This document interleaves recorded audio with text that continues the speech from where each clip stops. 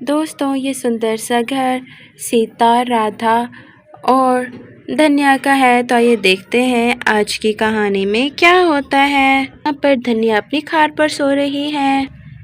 सुबह के 5 होने वाले हैं। इतनी देर में सीता की आँख खुल जाती है। हाँ, अरे ये क्या, मैं तो रात बच्चों का इंतज़ार कर रही थी। मेरे बच्चे वापस आए भी कि नहीं, मेरी आँख कैसे मिल गई।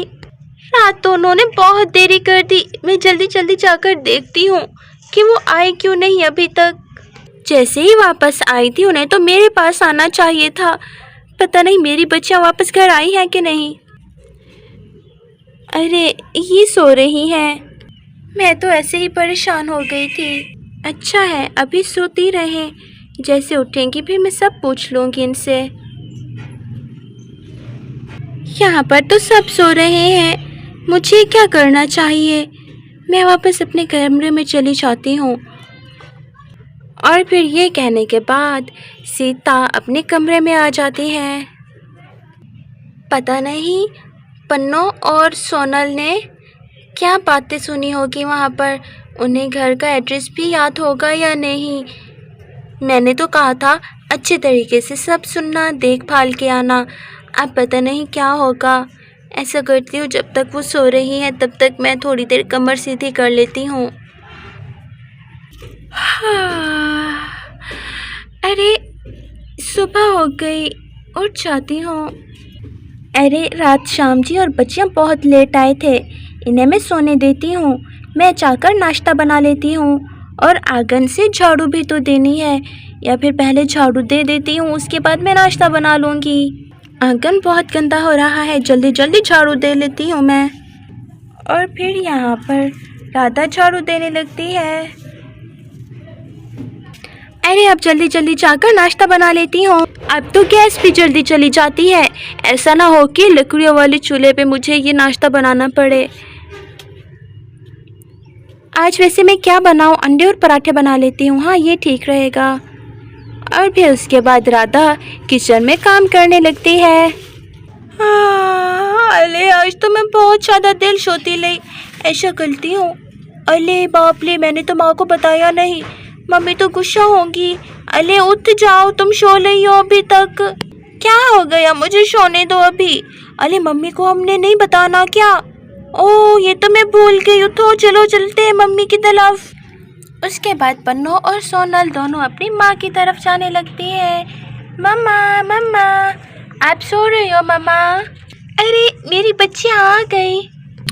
यस मम्मा, हम आ गए।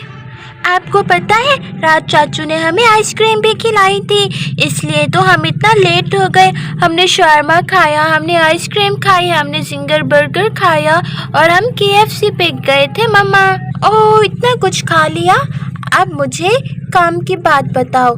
ये बताओ कि वहाँ पर तुम्हारी पूजा माँ क्या कर रही थी, वहाँ पर क्या बातें हुई और उनका घर कहाँ पर है, सब कुछ बताओ। और तुम्हारे पापा ने मेरे बारे में कोई बात की, उन्होंने मेरे बारे में शाम से कुछ पूछा या नहीं पूछा? अरे माँ, वो पूजा माँ का घर वहाँ पर है जहाँ पर आप कपड़े सिलाई करवाने के लिए जाती थी ना, उसके बाजू वाला घर उन्हीं का घर है। ओह तो वो वहाँ रहने गए हैं, ये तो अच्छी बात है। बच्चों तुमने ठीक से देखा था ना? अरे माँ, हमको अच्छे से याद है। ओह ये तो अच्छा हो गया। तुम्हारे पापा ने मेरे बारे में कोई बात की थी क्या? हाँ, पापा ने कहा था पता नहीं क्या हो गया, आपने पहले तो उन्हें रहने नहीं दिया, घर से निकाल दिया, और फिर जब हम बाग में अंगूर खाने गए थे तब आपने अच्छे से बात की और पूजा माँ कह रही थी कि आप अगर उन्हें इस घर में रहने देती तो वो आपकी नौकरानी बनकर रहती। ओह तो ऐसी बात की, कोई और बात कही उन्होंने? नहीं, और बात नहीं की। अरे ये तो बताओ पन्नू के पापा बोल रहे थे कि वो पूजा माँ की मौसी के घर जा रहे हैं। क्या क्या मतलब? उसकी कौन सी मौसी है और वो क्यों जा रहे हैं?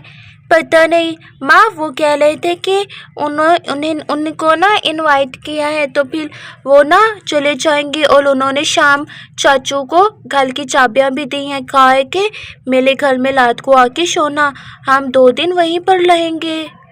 ओह ये तो बहुत अच्छा हो गया। अच्छा बच्चों ठीक है, अब आप खेलने जाओ। मैं थोड़ी देर आराम कर लूँ। ठीक है माँ, हम खेलने जाती हैं, आप आराम कर लो। ओह, तो अब वक्त आ चुका है कि मैं अपने प्लान पे काम करना शुरू करूं। जैसे पूजा और कार्तिक घर नहीं होंगे तो इनके घर को डेकोरेट करना चाहिए। उसके बाद पूजा की गोद भराई की रस्म करनी चाहिए। इससे मैं कार्तिक के दिल में अपने लिए जगह बना पाऊंगी और हो सकता है कि कार्तिक जी मुझसे इम्प्रेस हो जाएं और वो वापस इस घर में आ जाएं। मुझे इस बारे में शाम से बात करनी होगी। पता नहीं ये शाम कब उठेगा। अरे बेटा, कल कहाँ गया था तू बच्चियों को लेकर? पूजा इंतज़ार करते करते सो गई। मैं भी तुम्हारा इंतज़ार करते करते सो गई। राधा भी बहुत परेशान थी। अरे माँ, मैं वो आपको बताना भूल गया था। मैं कार्तिक भाई की तरफ गया था। बच्चियाँ ज़िद कर रही थी तो मैं उन्हें लेकर गया था। फिर उसके बाद उन्हें आइसक्रीम खिलाई, KFC पे लेके गया, तो बस इसलिए देर हो गई। अरे क्या तूने मुझे नहीं बताया? मैं भी अपने बेटे से मिलने के लिए चली जाती। अकेले अकेले मिल आए। कैसी तबीयत है मेरे बेटे की, मेरी बहू की? अरे माँ, दोनों ठीक हैं और खुश भी हैं दोनों साथ में। वो शायद जा रहे हैं। पूजा भाभी की कोई मौसी है जिसने इन्हें इनवाइट किया है अपने घर पे, तो वो 2 दिन वही रहेंगे। चाबी मुझे दी है उन्होंने कि 2 दिन रात को आके हमारे घर में ही सोना। तो फिर आज शाम को भी जाऊंगा और फिर कल भी जाऊंगा। अच्छा, तो ऐसी बात है। ठीक है, फिर वो आ जाए मिलके, फिर मैं जाऊंगी उनकी तरफ। अच्छा वक्त है, मुझे जाकर अपनी बात करनी चाहिए। अरे आप लोग यहाँ पर बैठे बातें कर रहे हैं? माँ, मैं क्या सोच रही थी कि पूजा के मैके वाले तो है नहीं, उनका मैका और ससुराल दोनों हम ही हैं। तो पहले बच्चे की बारी पर गोद भराई की जाती है, तो मैं सोच रही हूँ कि पूजा की गोद भराई की जाए। जैसे अब वो घर नहीं होंगे और चाबियाँ शाम के पास है, तो उनके घर को डेकोरेट करना चाहिए और पूजा और कार्तिक को सरप्राइज देना चाहिए। आप इस बारे में क्या कहती हैं? अरे वाह भाभी, आपका प्लान तो बहुत अच्छा है। अरे वाह बहू, तूने अपना दिल कब से इतना बड़ा कर लिया कि तू पूजा की गोद भराई करना चाहती है। माँ, मुझे अपनी गलती का एहसास हो चुका है, तो मैं उसे सुधारना चाहती हूँ। ठीक है, अगर तुम ऐसा करना चाहती हो, तुम्हें अपनी गलती का एहसास हो चुका है, तो तुम ज़रूर करो। ये हुई ना बात। मैं ऐसा करता हूँ कि मैं डेकोरेशन का सामान लेकर आता हूँ। एक दिन हमें डेकोरेशन पे लग जाएगा और दूसरे दिन हमें बहुत से बाकी काम भी करने होंगे। अरे शाम, अकेले नहीं जाना तुमने, मुझे भी साथ लेकर जाना, बल्कि हम दोनों अभी चलते हैं। फिर उसके बाद दिन बहुत गर्म हो जाता है और मुझे बहुत गर्मी लगती है। ठीक है भाभी, मैं अभी बाइक निकालता हूँ और हम दोनों चलते हैं। हाँ, मैं तो तैयार ही बैठी हूँ, बस जल्दी से बाइक निकालो और चलते हैं। अरे मैंने अपने पैसों वाला पर्स तो लिया नहीं। ऐसा करती हूँ, अपने पैसों वाला पर्स लेकर आती हूँ और टोकरी भी ले लेती हूँ।